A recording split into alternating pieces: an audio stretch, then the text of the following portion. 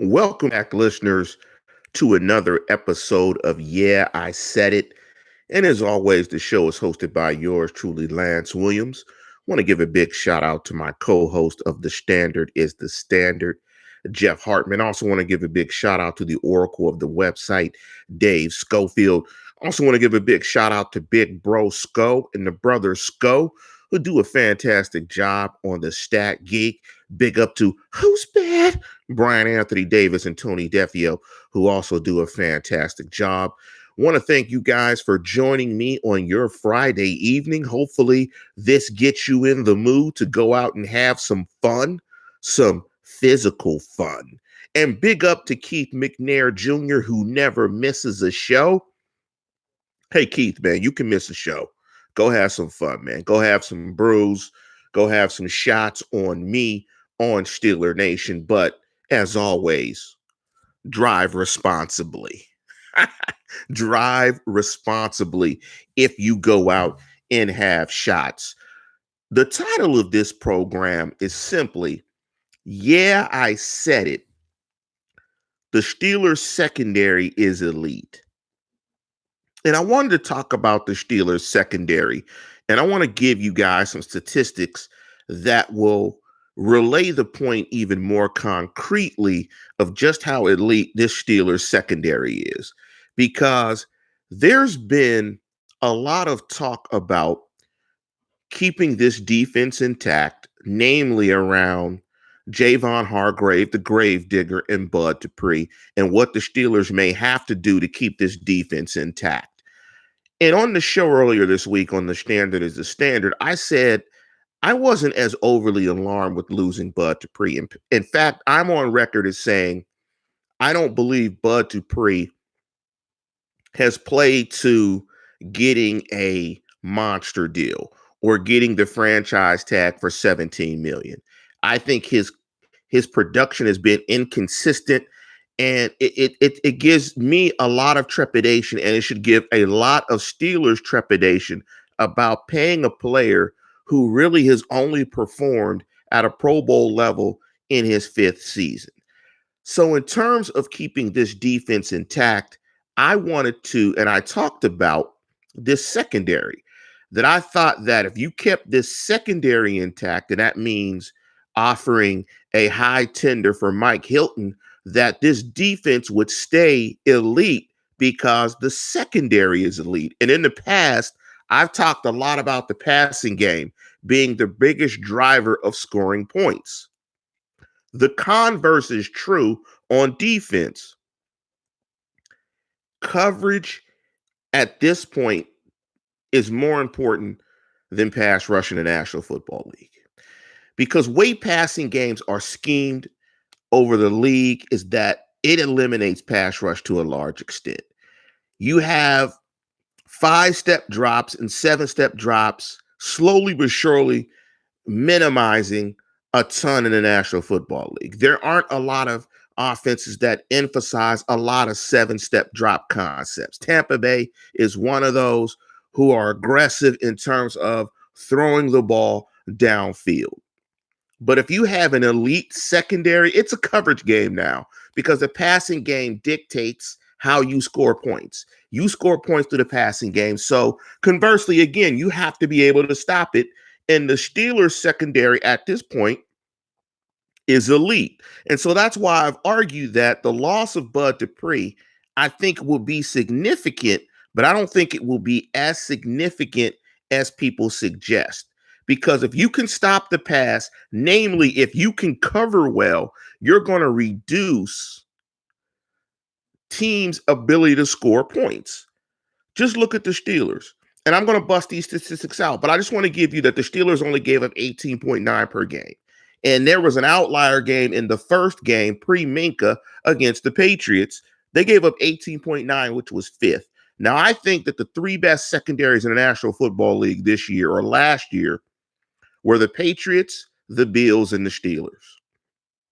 And if you look at those two teams, the Pats only gave up 14.1, which was first, and the Bills gave up 16.2. So let's jump into some statistics so I can illustrate just how good this Steelers secondary was. yards per attempt.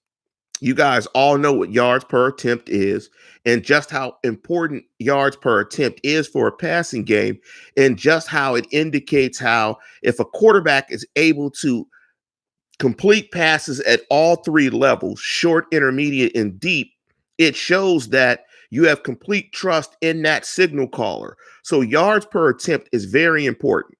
Steelers rank fourth in yards per attempt. In terms of yards per completion, the average amount of yards you give up per completion, Steelers were eighth. Now, the Patriots were second in that first category and first in yards per completion. In terms of passer rating, quarterback passer rating, the Steelers ranked third in quarterback passer rating. So you didn't have quarterbacks lighting the Steelers defense up. They held quarterback ratings pretty much low the entire season. A lot of this is post Minka. Now, one troubling statistic that I saw when I looked up these statistics for the Steelers passing defense, touchdown per game. The Steelers were 14th. Now, in terms of interceptions, you can also rank an elite secondary by their ability to take the football away. Two, they rank two. And no, I don't agree with Michael O'Malley that the secondary was elite because of the pass rush. I disagree with that totally, particularly if you look on film and you look at just how good Nelson and Hilton played, and you look at the impact of Minkah Fitzpatrick on this secondary. No, this secondary was not aided entirely by the pass rush. Absolutely not.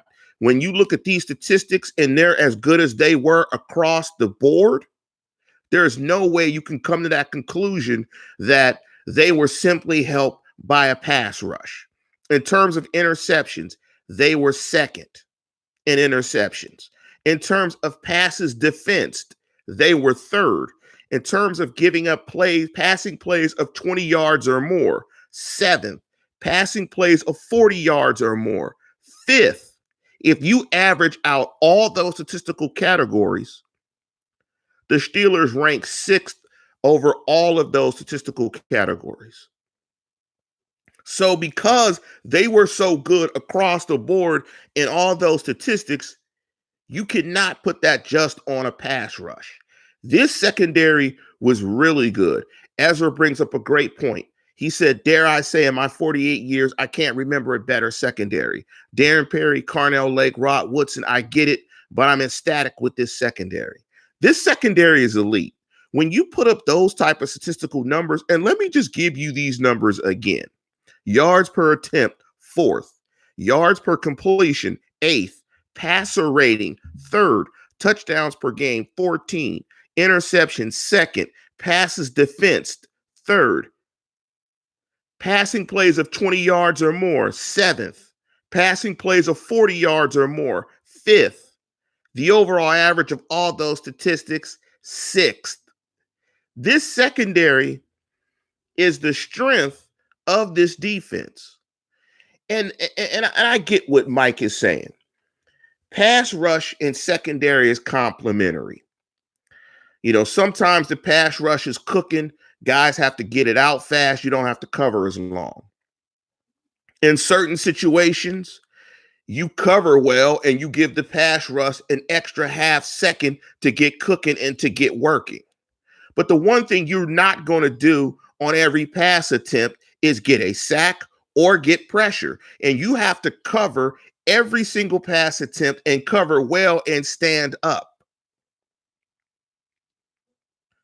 Because I'll guarantee you, if you can't cover consistently play in, play out, pass rush won't matter. You won't get there in time to offset bad coverage. If your coverage is terrible, let's say like the Miami Dolphins, it wouldn't matter if your pass rush was cooking because everybody is getting beat. You know, everybody gets beat. So the secondary was absolutely elite. So when you have a secondary that's elite like the Steelers was last year, it makes replacing Bud Dupree a little easier because your coverage is better, which can give whoever you're going to put in his place a half second or two to get cooking and to get pressure. Now, in terms of pressure, they're going to try to offset possibly the loss of Bud Dupree, with Stephon Tuitt.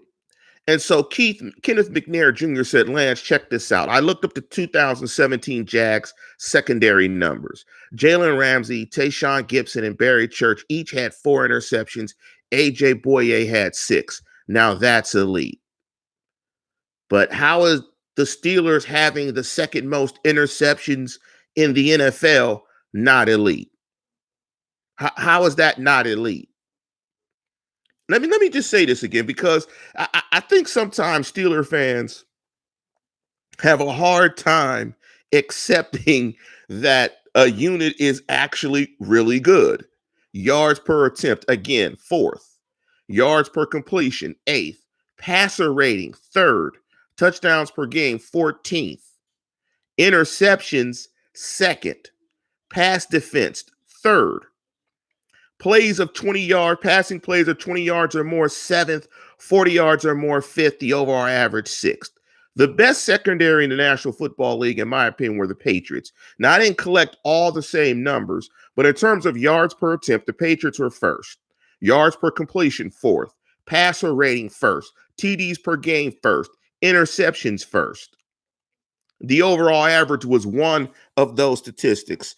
And that led to the Patriots only giving up 14.1 points per game. So if we agree that points are scored and largely driven via the passing game, we can agree that when I go through these Steelers stats, that this Steelers secondary is elite.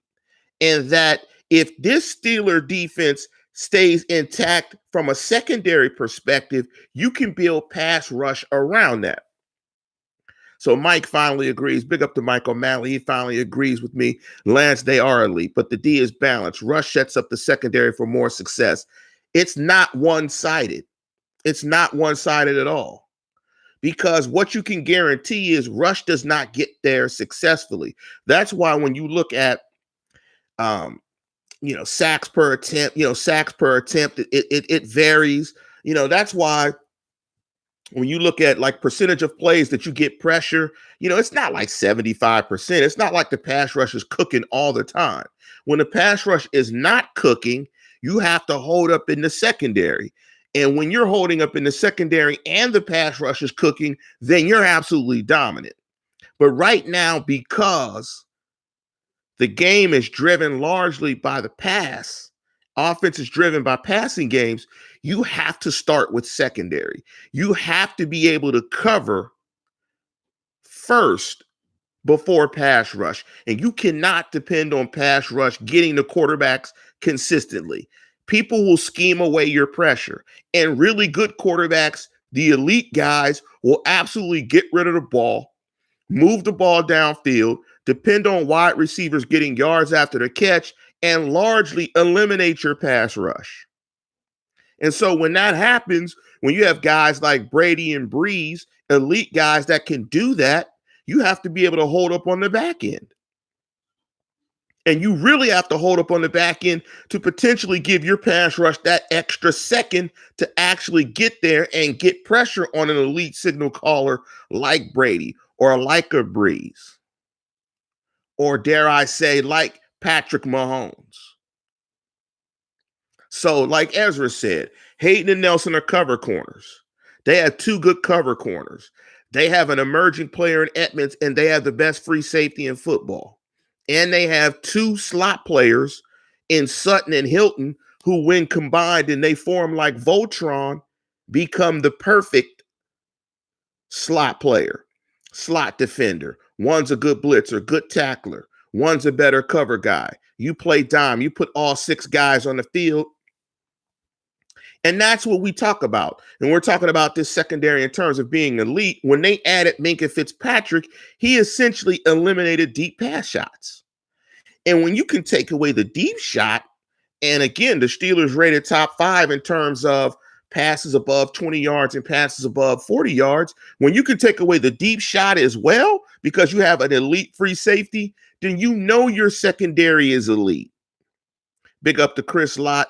Lance, a.k.a. 16 bars. No, my name was Big Swa.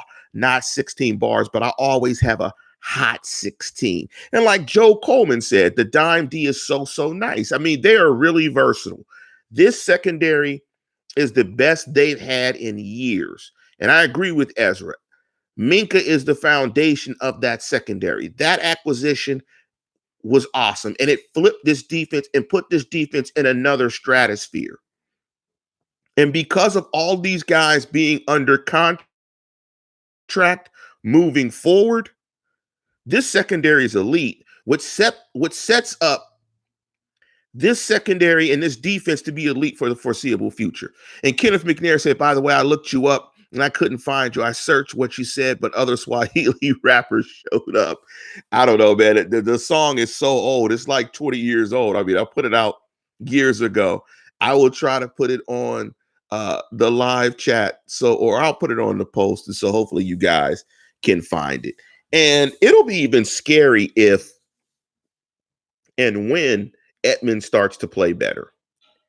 Because when Edmonds starts to play better and play more instinctive, this secondary is going to be absolutely ridiculous. And so the importance of having an elite secondary as well, and we've talked about the importance of the passing game and how the passing game is a driver for points, is because we've talked about that point differential that's so essential for elite teams to win a championship, and that the point differential needs to be somewhere between 8 to 10 yards. And the best way you do that is to score a lot of points. But on the flip side, you can't give up a ton.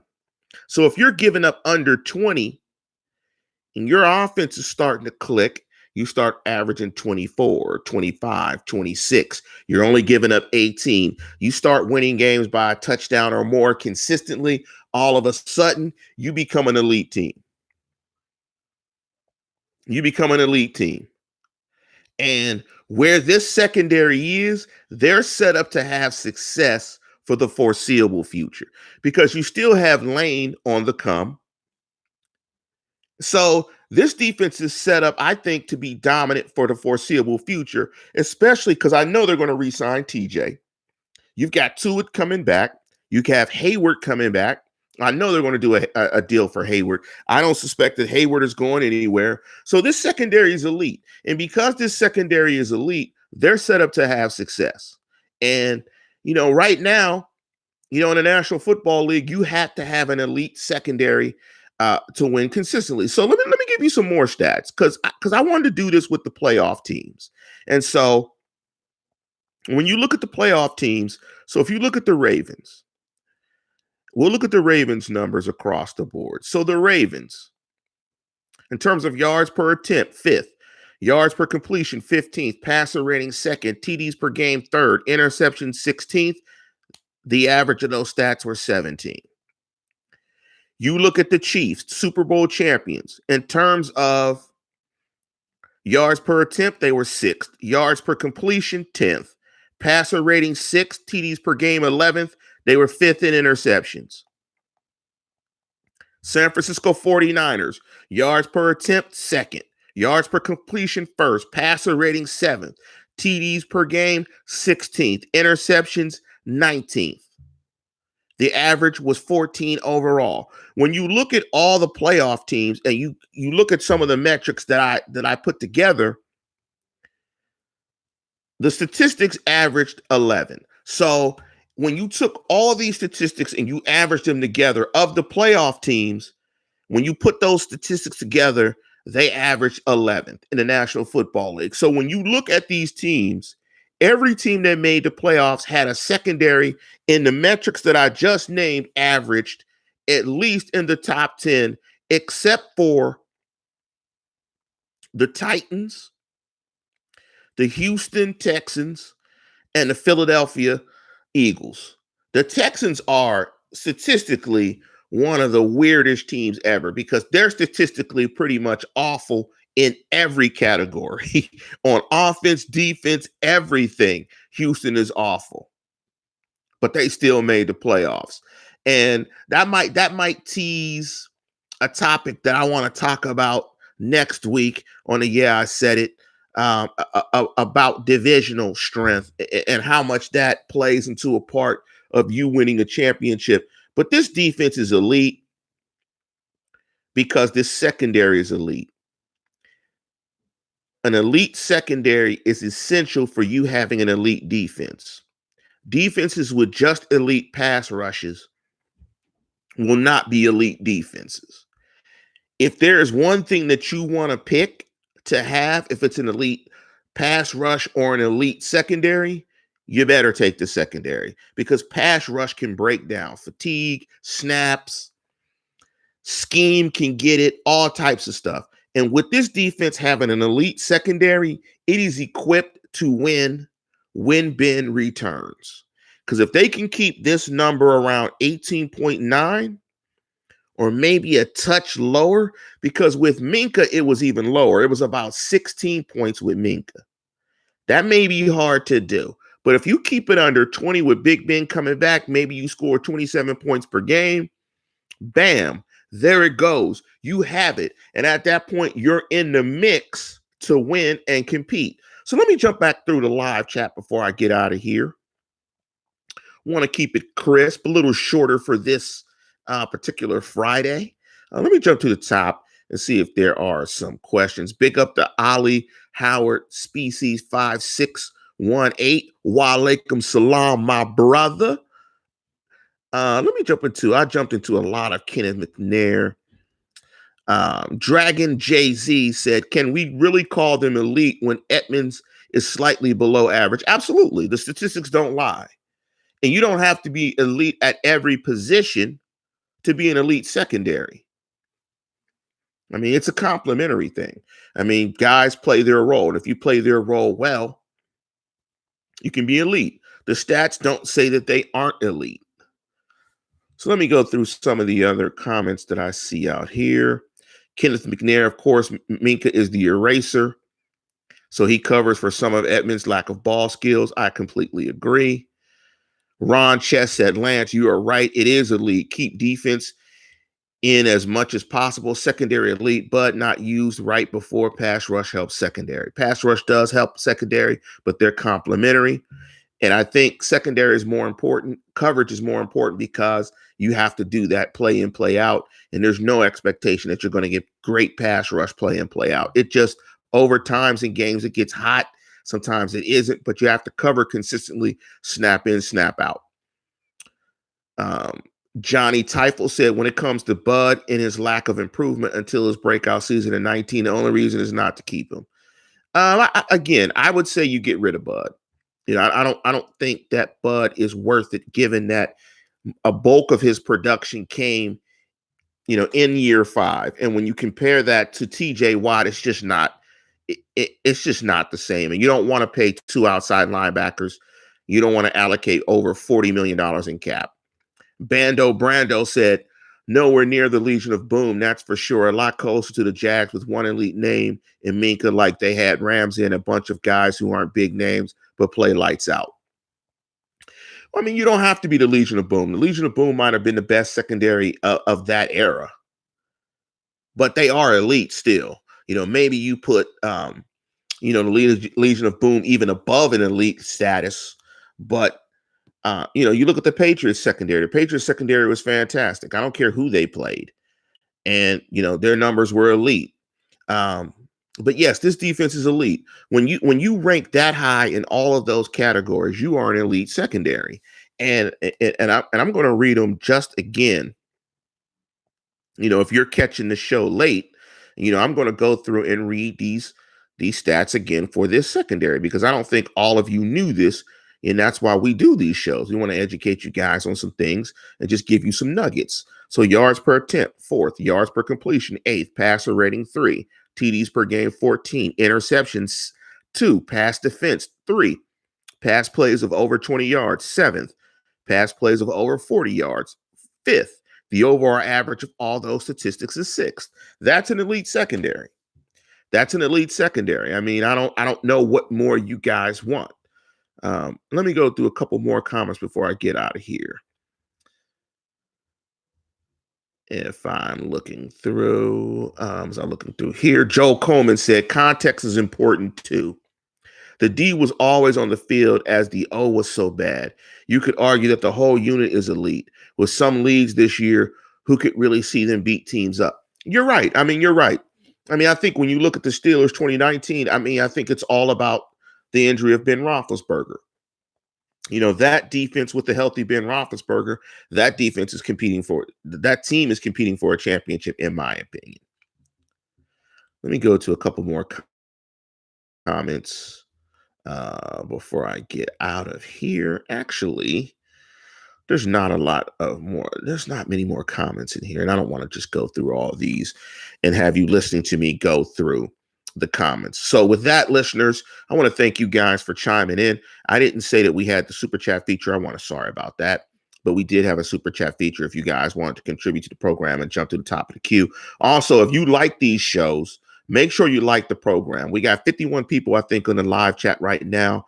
So we should have 51 likes. So if you like this video, I'm going to conclude the video. Make sure you like it. Like us. This really helps.